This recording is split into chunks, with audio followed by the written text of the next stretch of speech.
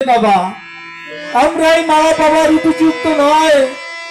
কেন আমরা এই পালার মতো পবিত্র হতে পারিনি বাবা একমাত্র তুমিই পবিত্র বাবা তাই তোমাকেই মালা দিয়েছে বাবা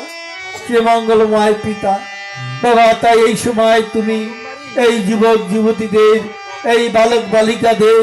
এই শিশুদের তুমি আশীর্বাদ করো বাবা যারা লেখাপড়া করে তাদের তুমি জ্ঞান বুদ্ধি প্রজ্ঞা দিয়া পরিচালনা করো বাবা জাগতিক সেই জ্ঞান বুদ্ধি সঙ্গে সঙ্গে জানো তোমাকেও চেনে তোমাকে জানে তেমনি আশীর্বাদ তুমি দান করো এবং এই যুবক যুবতীরা বালক বালিকারা বাবা জানো তোমাকে চেনে এবং সেই সঙ্গে তাদের জাগতিক পিতামাতাকে শ্রদ্ধা করে বাবা তেমনি আশীর্বাদ তুমি দান করো এবং এরা জানি কোন রকম বন্ধুতার পিতার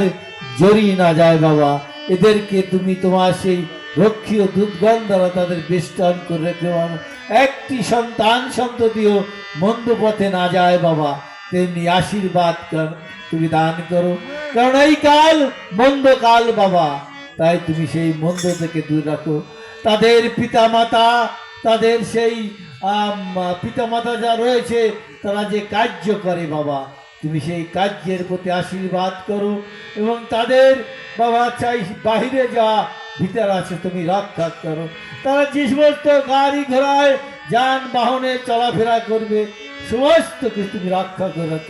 চালাইয়ে দেবে বাবা এবং তুমি সেই জাগতিক সমস্ত মন্দতা থেকে সেই গাড়ি ঘোড়া বাবা তুমি রক্ষা করবে তেমনি আশীর্বাদ তুমি তাদের পিতামাতার প্রতিও দান করো বাবা শ্রীমঙ্গলময় পিতা তাদের জমি খ্যাত যা গরু বাছুর বাবা ঘর বাড়ি যা কিছু রয়েছে সমস্ত কিছু তোমার চরণ রাখি বাবা তুমি সমস্ত কিছু সুরক্ষা করে রাখবে যেন আগামীতে আবার সেই ধন্যবাদ তোমাকে দিতে পারে তেমনি আশীর্বাদ তুমি দান করো তাদের ঘের বাড়ি মাছ যা কিছু রয়েছে তাও তোমার চরণ রাখি বাবা তুমি সেই সমস্ত সুরক্ষা করে রাখো বাবা যে মঙ্গলময় পিতা তাদের সেই গৃহ সেই যে গৃহে তারা থাকে তুমি সেই গৃহে তুমি থাকো সেই গৃহে তুমি নিত্য নিরন্তর বসবাস করো এবং সেই গৃহে যেন তোমার সেই চক্ষু উন্মিলিত ও তোমার কর্ম অবৈ থাকে তেমনি আশীর্বাদ তুমি দান করো তাদের সর্ব বিষয় মঙ্গল করো তাদের পাবন যা ক্ষমা করো আমরা এই ধন্যবাদ প্রার্থনা আমাদের প্রতি রাখলাম তুমি দয়া করে শ্রবণ ও গ্রাহ্য করো।